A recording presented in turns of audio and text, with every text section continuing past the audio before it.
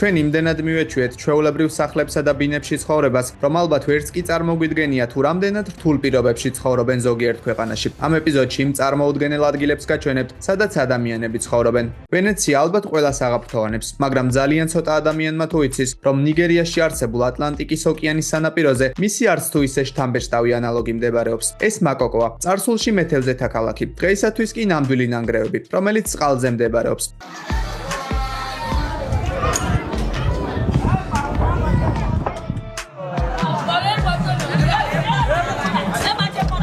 ოდესღაც ადამიანები აქ ცოტაოდენი ფულის საშოვნელად ჩამოდიოდნენ, მაგრამ დღეისათვის მისი მოსახლეობა 200,000 ადამიანს შეადგენს. ნორმალური კანალიზაციის არარსებობისა და უამრავი მოტორიანი ნავის გამო აქაური წყალი იმდენად დაბინძურებულია, რომ მასში თევზაობა პრაქტიკულად შეუძლებელია. მოსახლეობას კი ნორმალური განათლებისა და სამედიცინო დახმარების მიღების შესაძლებლობა არ აქვთ, რადგანაც ხელისუფლება ამ დასახლებას არ აღიარებს. რა თქმა უნდა, უამრავი საქველმოქმედო ორგანიზაცია სიტუაციის გამოსწორებას ცდილობს, მაგრამ ჯერჯერობით მოსახლეობა კვლავ საშინელ პირობებში ცხოვრობს. გვინდა გვჯეროდეს, რომ ერთ დღეს ყველაფერი უკეთესობისკენ შეიცვლება.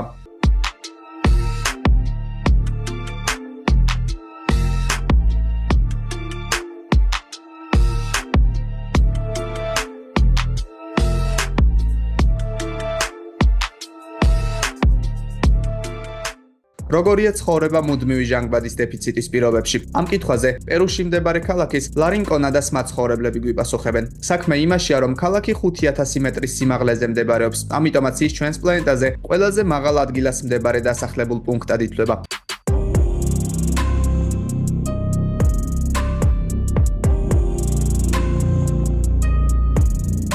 დღეისათვის ქალაქში 30,000-მდე ადამიანი ცხოვრობს. საინტერესოა, თუ რატომ ცხოვრობენ ადამიანები ასეთ პირობებში. ამ ყველაფერს ორი მიზეზი აქვს: იმედი და ოქროს მომპოვებელი მაღაროები.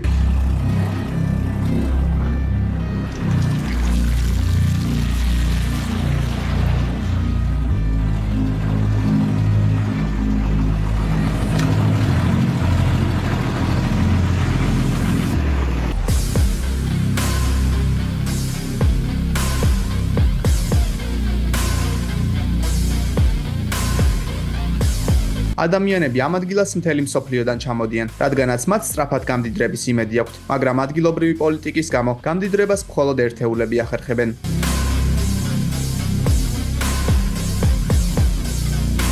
შეგიძლიათ წარმოიდგინოთ თითქმის ერთმანეთს დადგმული მცირე ზომის სახლები, რომლებშიც 10,000-მდე ბერი ცხოვრობს. ეს ტიბეტში მდებარე ქალაქი ლარუნგარია, რომელიც ასევე ბუდისტური ინსტიტუტის სახელითაა ცნობილი.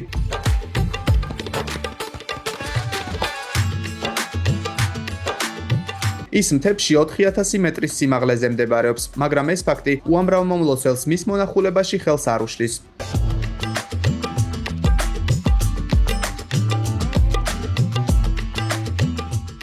უნიკალურ ადგილებზე საუბრისას არ უნდა გამოგვჩეს იანცინიც. ტიბეტში მდებარე ეს ქალაქი სოფლიოში ყველაზე ვიწრო ქალაქად ითვლება. მისი მაქსიმალური სიგანე 400 მეტრია. ზოგიერთ ადგილას კი სიგანე მხოლოდ 40 მეტრს აღწევს. მისი ზომების მიუხედავად, ქალაქში 400,000 ადამიანი ცხოვრობს.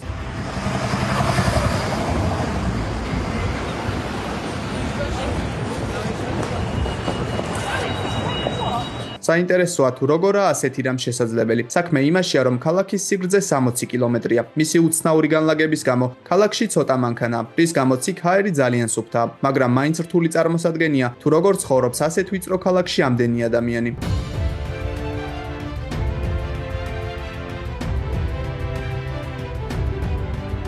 ხიდზე გადასვლის დროს ალბათ არასდროს ვიფიქრებთ, რომ მის ქვეშ შესაძლოა უამრავი ადამიანი ცხოვრობდეს.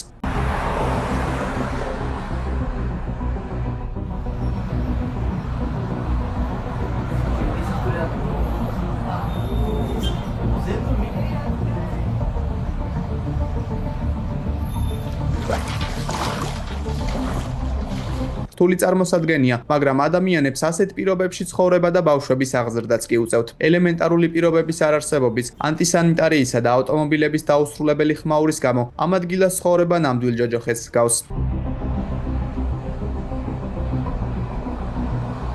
ეს ჩინეთში მდებარე ერთ-ერთი ეგრეთ წოდებული სახლი ლურსმანია. არის შემთხვევები, როდესაც ხელისუფლება ახალი მაგისტრალის მშენებლობის დროს სახლის მეპატრონეებთან შეთანხმებას ვერ აღწევს. ამიტომაც მათ გზის მიმართულების შეცვლა უწევთ.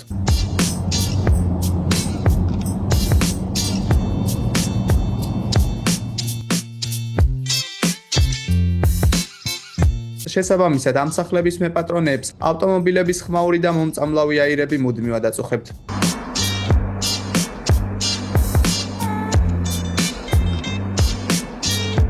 მოდით ახლა ანტარქტიდისკენ გადავინაცვლოთ. ხალი 6 ყინულზე მცურავი პირველი პოლარული სადგურია. ის ერთმანეთთან დაკავშირებული პლატფორმებისგან შედგება, რომელთა გადატანა მძიმე ტექნიკის მეშვეობით ხდება. ეს კი უმნიშვნელოვანესია, რადგანაც ყინული მუდმივად დნება. ამიტომაც სადგური შეიძლება ერთ დღეს წყალქვეშ აღმოჩნდეს. რთული მისახვედრი არაა, რომ ის ადამიანები, რომლებიც აქ სამუშაოდ ჩამოდიან, მუდმივი რისკის ქვეშ იმყოფებიან.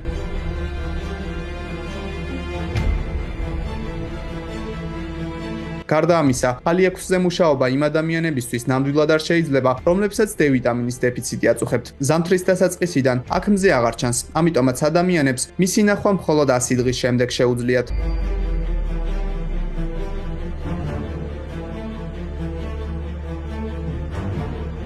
ამ ადგილას ქარის სიჩქარე 95 კილომეტრს, ხოლო ტალღების სიმაღლე 7 მეტრს აღწევს. სწორედ ასეთ პირობებში ცხოვრობენ კანადის ქალაქის ფორტ ერის მაცხოვრებლები.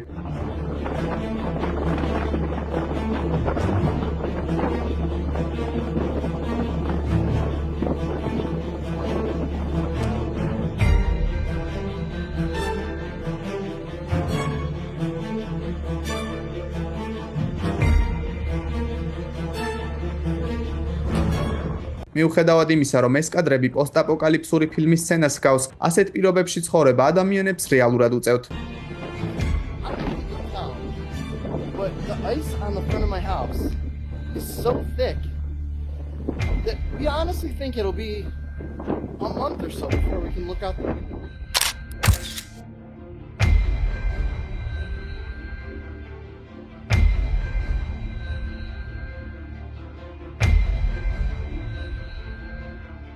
წარმოიდგინეთ ქალაქი 270 მაცხოვრებლით, სადაც ყველა ერთ კორპუსში ცხოვრობს. ეს არა უბრალოდ კორპუსი, არამედ პატარა სახელმწიფოა.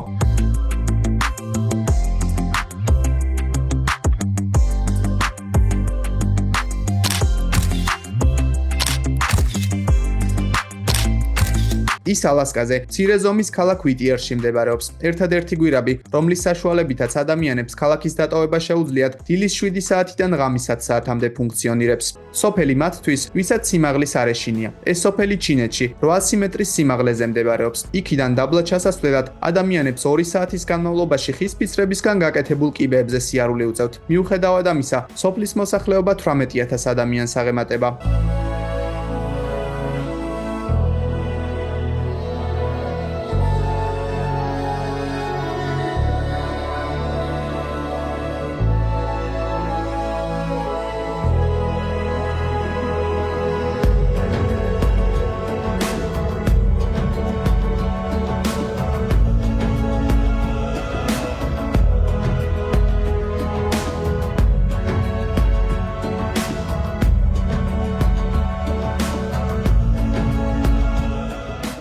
პატივცემულო ინტროვერტებო, თქვენთვის იდეალური ადგილი ვიპოვეთ. ეს სახლი იტალიის ალპების ერთ-ერთ მთაზე მდებარეობს.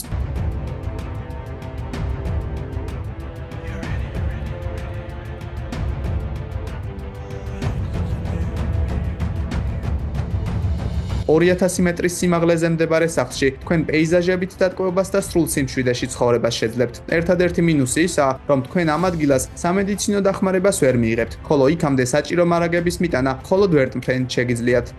ყოველდღიური რუტინისგან გაქცევასა და ყველასგან მივიწყებულ ადგილას გადასვლაზე ერთხელ მაინც თუ გიოცნებიათ, მაშინ ეს კუნძული თქვენთვის შესაფერისი ადგილი იქნება. ამ კუნძულიდან ყველაზე ახლო მდებარე დასახლებული პუნქტი 2170 კილომეტრში მდებარეობს. ამიტომაც ის ერთ-ერთ ყველაზე იზოლირებულ დასახლებულ პუნქტად ითვლება ჩვენს პლანეტაზე.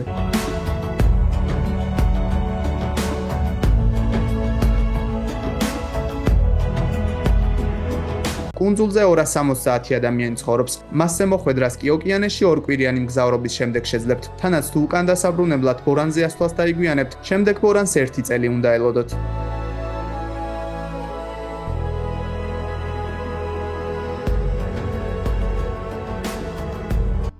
სანტა-კრუზი მცირე ზომის კუნძულია, რომელიც კოლუმბიაში მდებარეობს. მისი ფართობი მხოლოდ და მხოლოდ 40 ჰექტარია. მცირე ზომის მიუხედავად, კუნძულზე 1200 ადამიანი ცხოვრობს. იქ ნორმალური კანალიზაცია არაა, სასმელი წყალი სამხედროებს მოაქვთ, ხოლო მოსახლეობას დენი დღეში მხოლოდ 5 საათით მიეწოდება.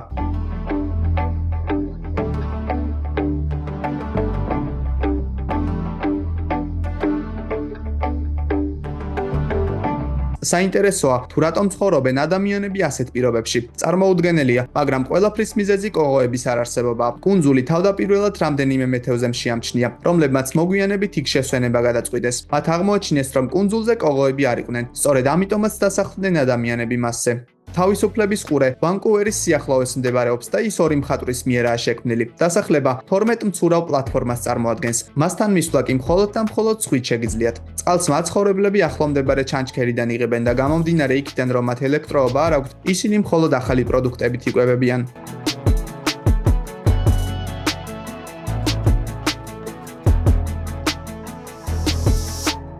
გინდა ნახოთ საცხოვრებელი, რომელიც დაახლოებით 140,000 წლისაა. მაშინ კეთილი იყოს თქვენი მობრძანება ირანის უძველეს სოფელ კანდოვანში. მოსახლეობა ვულკანის ფერდობზე ცხოვრობს, ხოლო მათი სახლები ვულკანური ქანების შიგნითაა გამოჭრილი.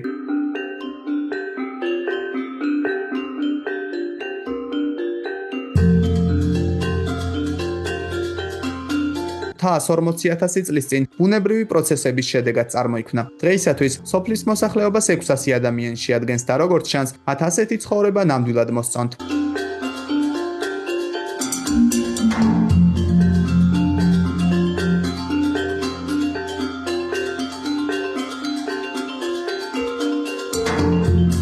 წარმოიდგინეთ, როგორია მუდმივ შიშში ცხოვრება. იაპონიის კუნძულის აოგაციმას მაცხოვრებლებმა ეს ყველაფერი კარგად იციან. კუნძული 4 ვულკანის ამოფრქვევის შედეგად წარმოიქმნა და მიუხედავად იმისა, რომ ვულკანებს უკვე ასეულობით წელი არ ასწინავთ, მოსახლეობა მაინც მუდმივ შიშში ცხოვრობს, რადგანაც ერთ-ერთი ვულკანი მე-18 საუკუნეში უკვე ამოიფრქვა. ამის გამო კუნძულის მაცხოვრებლებს დროებით იქაურობის დატოვება მოუწიათ, მაგრამ მოგვიანებით ისინი კუნძულზე კვლავ დაბრუნდნენ.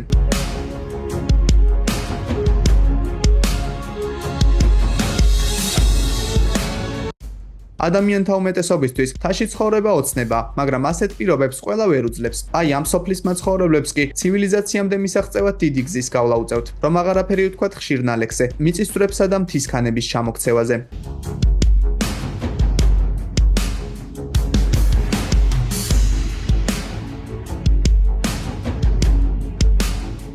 იტალიაში, ქალაქ ვერონას სიახლოვეს მდებარეობს სახლის სახელწოდებით მზესუმზირა. ეს პირველი მბრუნავი სახლია, რომელიც ჯერ კიდევ 1935 წელს ააგეს. ის მბრუნავი მექანიზმის საშუალებით მზის მდებარეობას მიხვდება. მიუხედავად იმისა, რომ ამ სახლის მფლობელებს D ვიტამინის ნაკლებობა ნამდვილად არ აწუხებთ, ამ სახლს შთამბეჭდავს მაინც ვერ დავარქმევთ.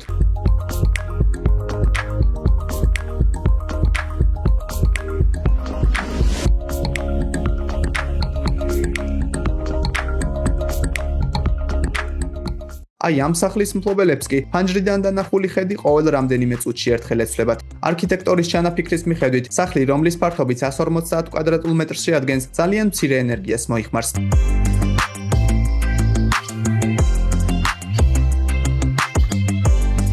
ის იტალიის ქალაქის რიმინის სიახლოვეს მდებარეობს.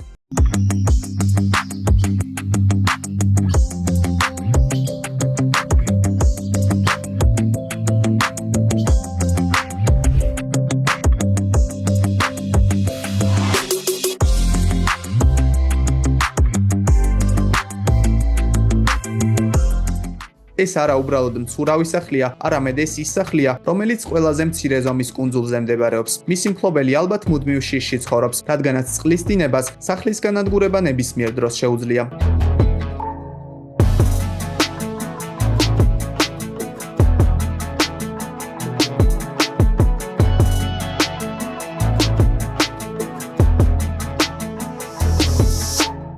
ეს შიბამია, საკმაოდ უცნაური ქალაქი იემენში. სახლების ფორმა და ვიზუალი ქალაქს განსაკუთრებული ერთს. ადამიანთა უმეტესობა ამ ადგილს უდაბნოს ჩიკაგოს უწოდებს. ქალაქში 7,000-მდე ადამიანი ცხოვრობს. ყველაფერთან ერთად აქაური კლიმატი საკმაოდ ცხელია. ყველაზე ცივ თვეებშიც კი ტემპერატურა 19 გრადუსზე ქვევით არასდროს ჩამოდის.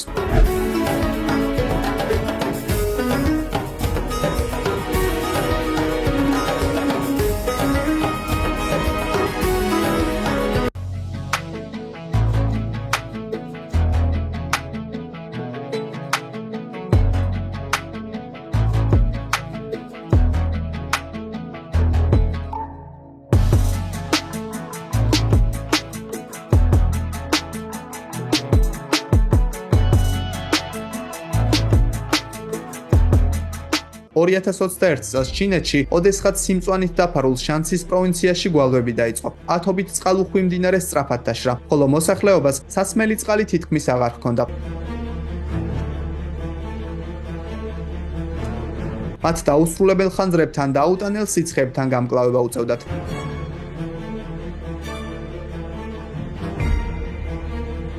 რთული წარმოსადგენია, თუ რას გრძნობდნენ იმ დროს ქალაქის მაცხოვრებლები.